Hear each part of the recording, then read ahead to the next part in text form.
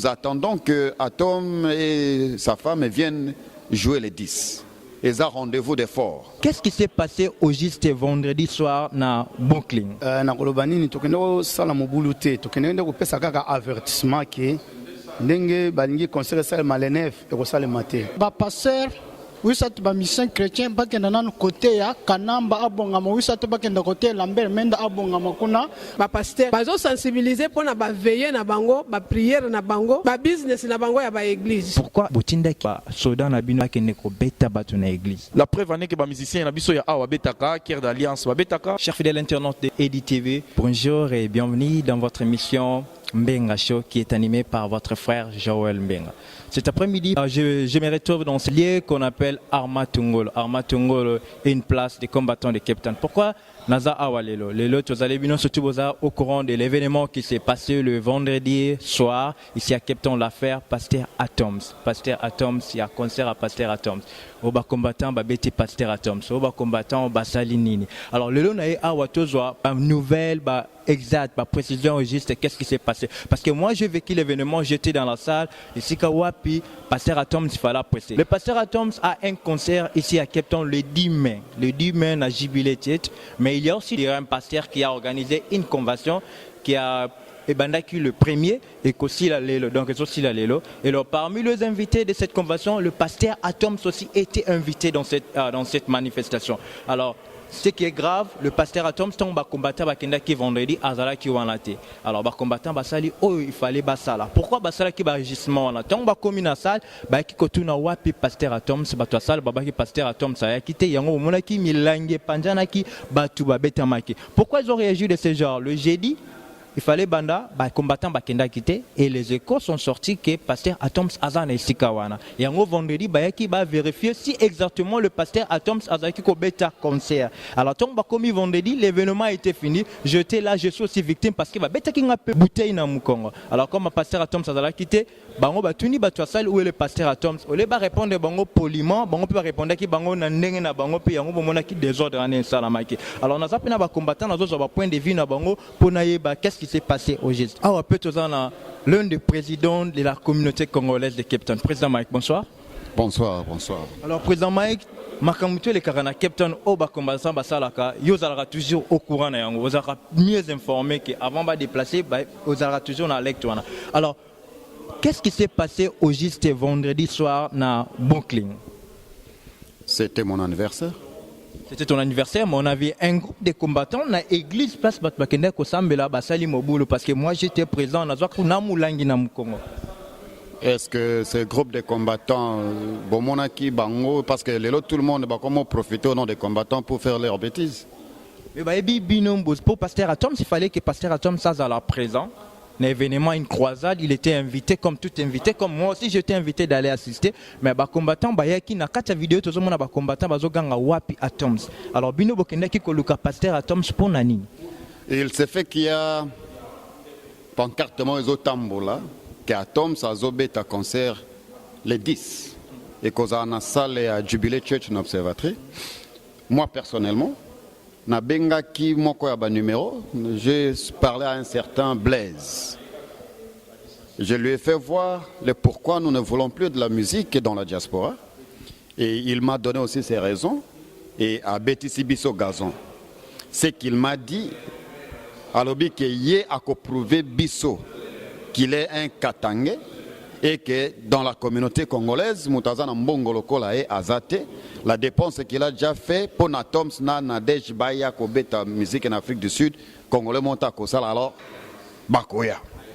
Je lui ai dit que si nous défendons une cause juste à Congo, où ils ont un rapport na besoin personnalité, rendez-vous les 10.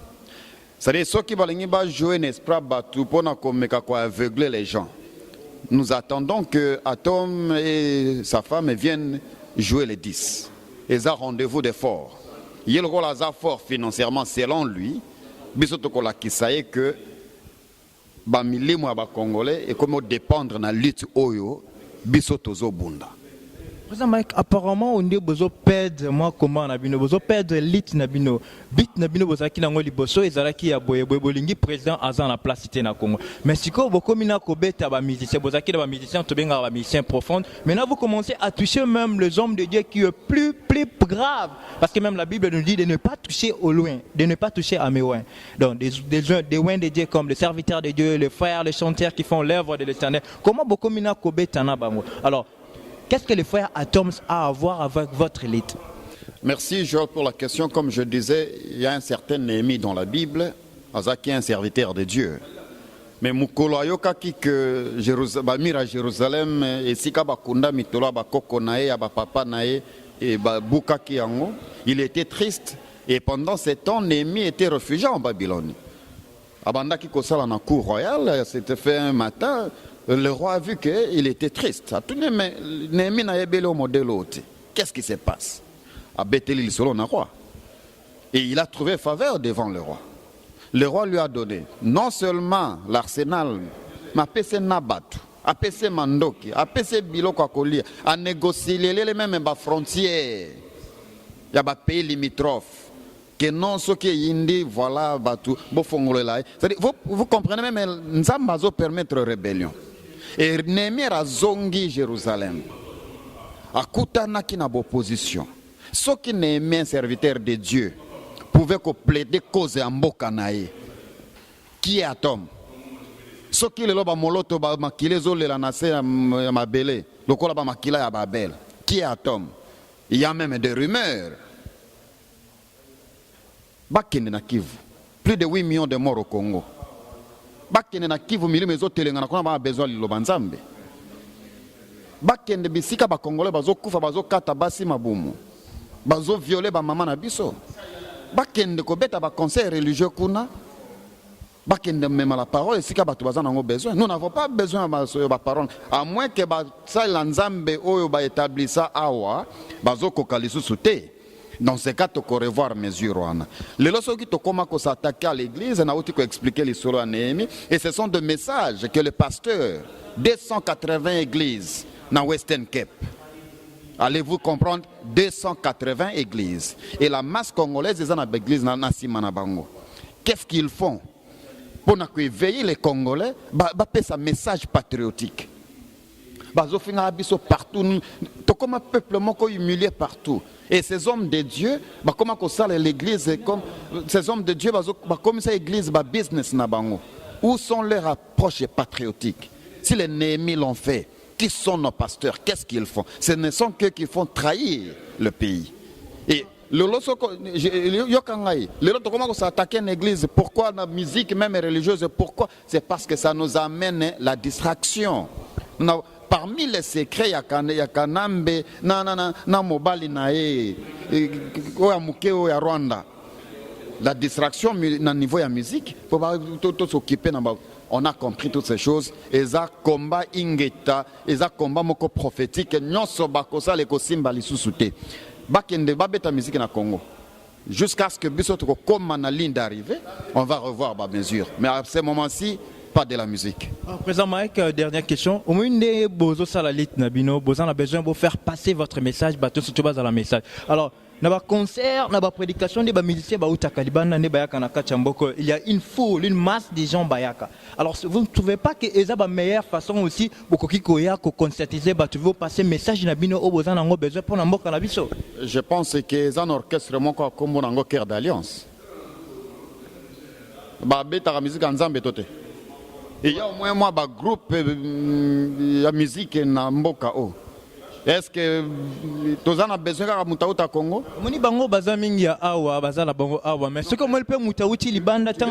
Tu veux me dire qu'inspiration, il y a cœur d'alliance et que c'est une inspiration, il y a Toms. Donc c'est une inspiration, il y a Moutaouta Congo. Nzambe kaka moko ananda za ko inspirer bango bazo batika biso na ba otozana bango. Alors en bref, qu'est-ce qui va se passer ce samedi le 10 dans le concert à Pasteur Atoms? Il n'y aura pas concert.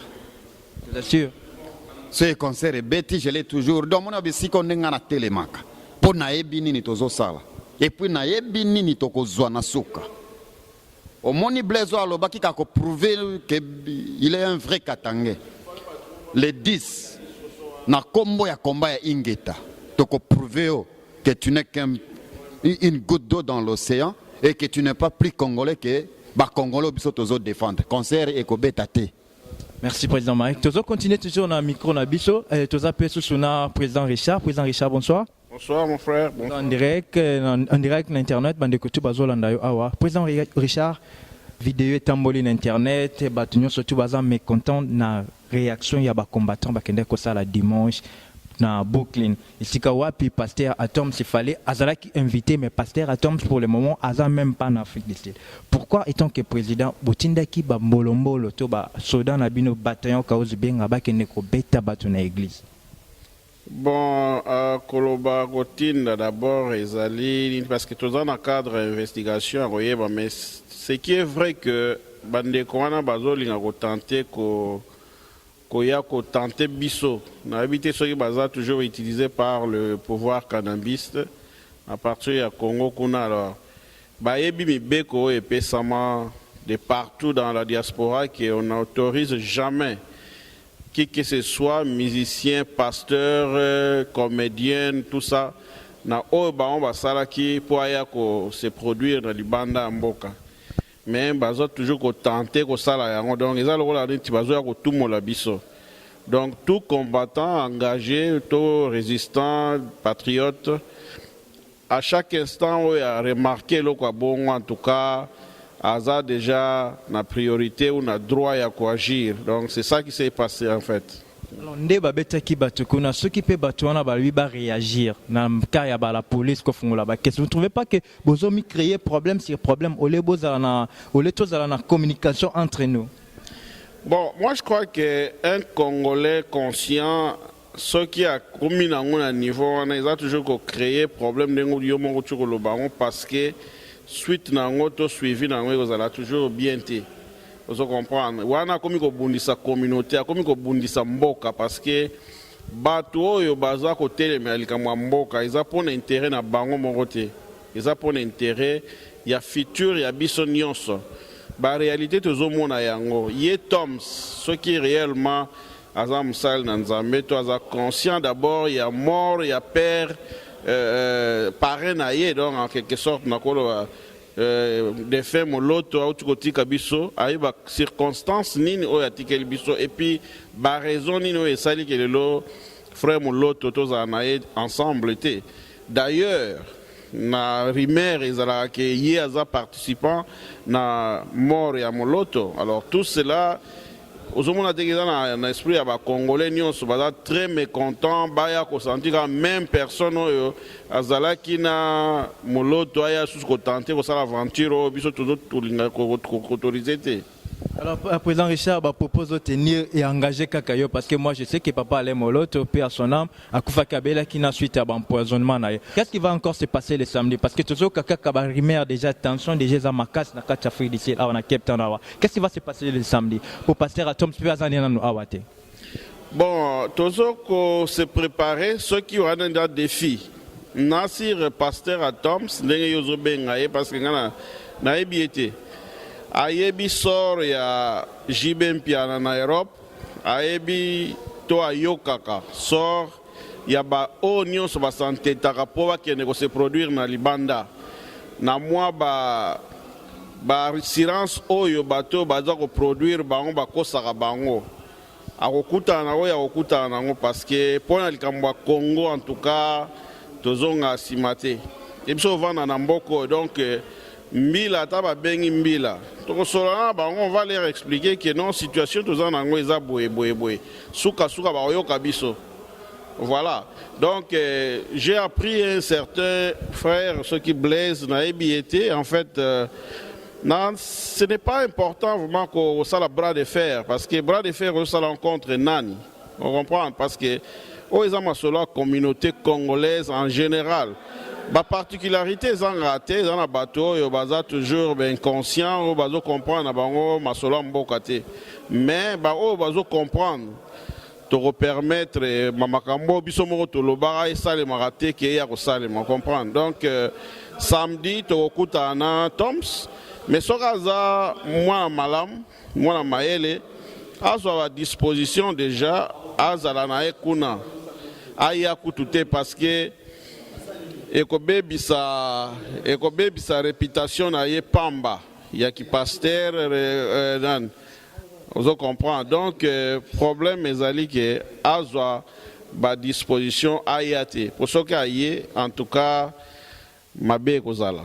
Chers internautes, tous continuer. Papa Dola, merci n'appel.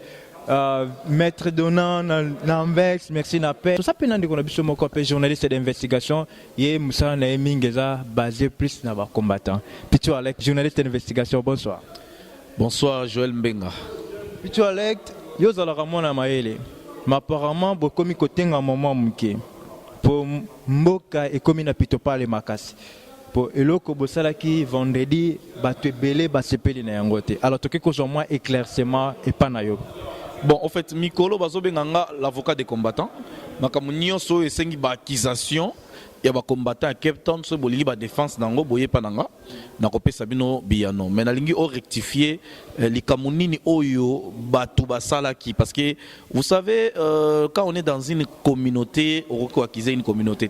Même la loi en Afrique du Sud et lobby en aussi 2 ou 3 personnes vont attaquer Moutoumoko pour affaire commun, mais s'il y a 10, 20 personnes vont attaquer Moutoumoko, et comme un problème communautaire. Alors, on a un peu éclaircir la question pour que tout Panzapoka Penana ba oyo ba sepelakité ba sepelana bango kala mingi. Vendredi, napoka moi j'étais dans l'église, na Brooklyn. Séminaire ici. Brusquement, il y a un groupe de gens ba koti na banjete na milangi wapi pasteur Atoms. Je sais très bien que vous êtes au courant de l'événement. Wapi pasteur Atoms azaraki même pas dans la salle, aki même pas dans l'événement. Et brutalement, vous commencez un groupe, il y a des combattants parce qu'ils sont très connus, babandi ko beta batu. Sans pourtant rien faire parce que c'était un organisé qui concerne la combo à pasteur Atoms. Mais parmi les organisateurs, nakati événement wana pasteur Atoms azaki présenté mais toyebika ki nakati affiche batiaki longi ya pasteur Atoms. Toyebite. Ce qui affiche wana batiaki pour attirer les gens. Ou alors, pasteur Atoms réellement il était invité. Voilà, Moussa biso peut koluka kosala ngo poto e basoki pasteur Atoms sayaki. Alors, pour nini basoda na bino bayaki kosala mobulu na kati ya ndaku ya Nzambe. Vous avez même pas de respect à Dieu. Vous avez même pas de respect à Dieu. Pourquoi c'est là? Bon, avant kende na Nzambe mutu nyoso azalaka na respect na Nzambe. Eza na mutu moko te oyo akozanga respect na Nzambe. Nzambe azana no Nzambe oyo akeli biso akeli kona se aza kopesa biso pema bo moi. D'abord munyo soza na respect na Nzambe. Na zongo na ibandelo bi batu baye na zana kato maloba te tango bozana respect na Nzambe kokota na itonga kosala mobulu eza déjà manque à respect. Kokota na tonga, c'est-à-dire quoi? Parce que cette salle-là, ils ont salle ici, quand salle à fête, salle à mariage, alors la plus grande des choses, les alliés, na ligina zonga ne bandelipo, opposer la question, bi tango batouana baye, bakoti batuni, balobi wapi pasteur Atoms. Selon yo, en tant que journaliste, batouana va demander que le pasteur Atoms ponanim.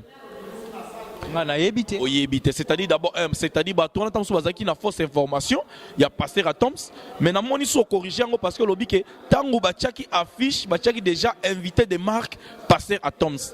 Pasteur Atoms, nga moko journaliste d'investigation il y a 3 semaines passées dans l'anda qui est na télé 20 comment il y a kanambe comment télévision on a sogi Télé 50. Voilà, dans la télé 50, et avant de Koyemba, Bazo, la image de Congo Brazzaville, les Oleka, tout ça, ils chantaient des choses comme ça.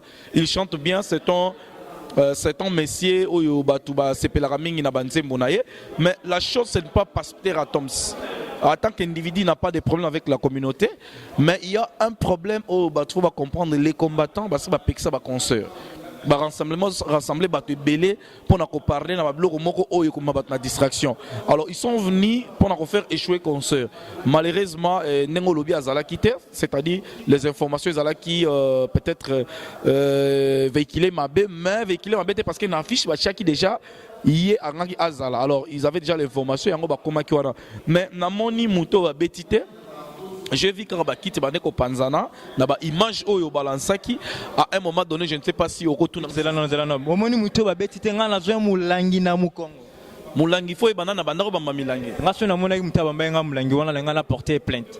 Soki na mona ke po mulangi bambi na msima caméra et koyaki même mon projecteur est cassé. Donc ce qui n'a mon qui mutuana, moi j'allais lui porter plainte. Bon, en tant qu'avocat ba combattant, moni ba plainte na mboka oyo, ba plainte net yo wana, moni place bato basangani, il faut koyeba na no mouvement de masse au bosangani, ceux qui ofongoli plainte yango ekozala na motif nini. Na mutu abambinga nga na église yo ekobeta ngai. Mais tango boke na cote to bayebi eloko leka na salle parce que biso stokenda concert. Biso tokende concert incompréhension salema ki wana yango bato batindikani et puis ozoki omoni te ke caisse non air moko kozala susu na impact te bato ebele bafungola ba caisse pour na communauté awa ba caisse ba kidnapping oyebi ba caisse wana ba caisse mususu ya makasi koleka kutu ba caisse oyo ozolobela na kozongisa yo pour dire que na expérience tozana ngo na lit oyo babundisaka mu PPT pe babundisaka communauté te ça c'est un conseil na ba o baza ba producteur ba meka ko tiali bene omoni soko linko beta tolingo sala mililu moko boye na cadre moko ya communauté, tu peux venir auprès de la communauté, okutani na ba responsable de la communauté, ba kopé ça yo pe aval. Mais la chose étonnante ezali que comme on a bato ba la bras de fer avec la communauté. Nous sommes tous des Congolais. Tozole la bande comme sous baza rifler na Brazzaville. On n'a pas besoin ya Congolais moko azala abetama akufa surtout na mboka mopa. Nous on a besoin ya unité. Mais il y a batu oyo bazana kati ya communauté na biso to vandi bayebi pe mibeko ya communauté balingi babunga na mibeko wana baza kozongisa banka na nzela yango na lobaka so soda sali abano de poste to violation de consignes eza haute trahison te bachaka na boloko pona une semaine après monsieur et pas zongso na mulongo nae. Journaliste d'investigation biso to yebi bino bopekisa ki ba concert mais ba concert o mingi bino bopekisa eza ya ba musicien o bino benga ba soit disant ba collabo ba yembela président en place mais le pasteur Atoms n'a rien à voir avec la politique. C'est un homme de Dieu qui fait très bien son boulot. Nakosi peut-être na ndakuno koki kozanga pe sidi na été o album na sika Robert la musique na mais tant que comme un concert pourquoi vous ne permettez pas aux musiciens de faire leur travail? Bon, en fait, nalina corriger ba pekisa musique ité pona batu moko boy ba yembela ikanambete. Ba pekisa musique pour les Congolais conscients na diaspora monnaie que musique est à distraction.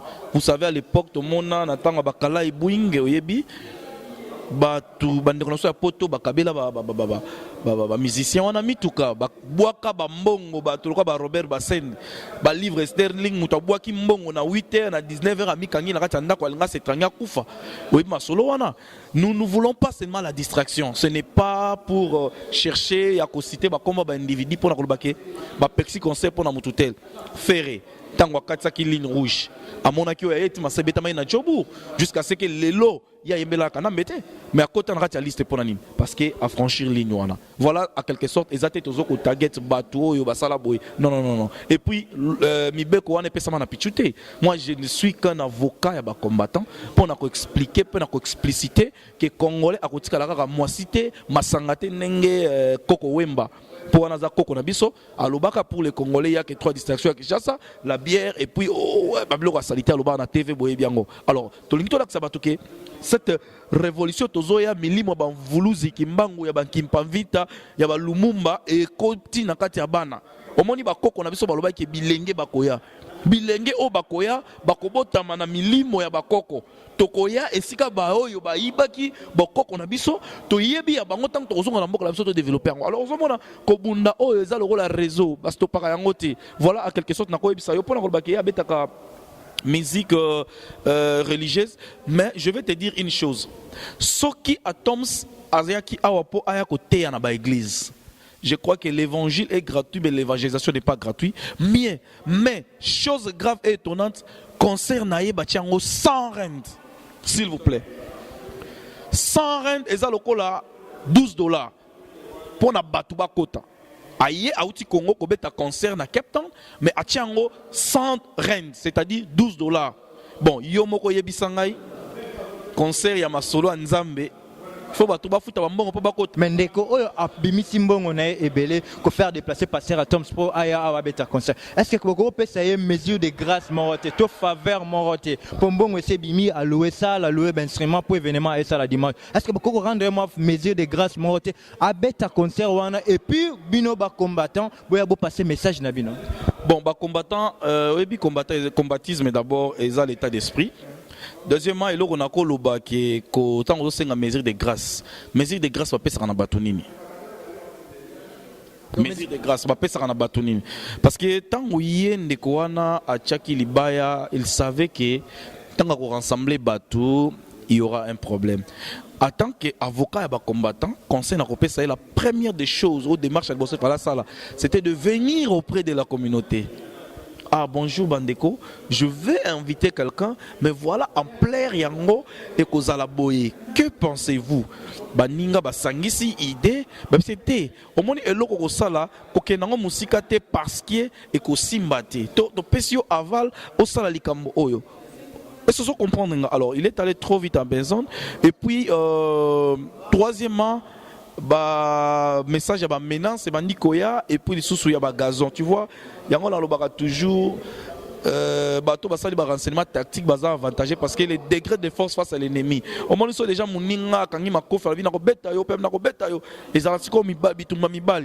il fallait alors il fallait pas na côté wana. La preuve est que les musiciens na biso ya awa betaka Kier d'Alliance betaka ba musiciens belé baza awa basala ba croisade na bango ya personne oya kenda ko déranger bango. Olandi ba combattant so batko ba rimer. Moi je suis leur avocat. Tant balobi que Atoms baza ko suspecté, balobi que il est guilty. Balobi que aza comment on dit en français guilty, c'est-à-dire victime. Hein? Azali suspecté na mort ya moloto parce que vous la bloc on va paramètre les balobi Atoms abandé ko vivre aux États-Unis avant la mort à moloto abandé ko ya de temps en temps na Congo mais après la mort à moloto ayem rapidement na Kinshasa et ba komi ko wela na kati ya groupe na bango to mona ki ya même dislocation bazo wela nini bazo wela ba remplacer place ya Alain Moloto un père de famille qui meurt atika ka testament. Ce n'est pas que moi, je suis place à papa. Est-ce que vous comprenez? Voilà le conseil autocopé sur la bande de Konabiso. On ne dit pas que c'est lui qui a. On les suspecte aussi d'être parmi ces Oyo, Bamontaki, Kabalwana. Alors nous respectons les hommes de Dieu locaux, la bienvenue Moukoko. Tozalaranaye, pasteur Yende, ce sont des pasteurs Naviso Awa, pasteur Ezekiel, Bazé Belé, Eric. Merci beaucoup. En tant que journaliste d'investigation, Bandekonyo Soubolandi na Poto, Nabisika Bozali, au Moni Koyo Kakaka Lito Imokote, il faut Koyo Kamato Emibale, il y a personne qui est allé agresser. Soki Tokei, Tokote Lema, et Tokosona responsable, pour la Savango, et l'autre communauté Lingite. Même police Tangwaya, Ayokaka communauté. Au monde la voix en masse, ils allaient toujours voir Moko, ils allaient très écoutés.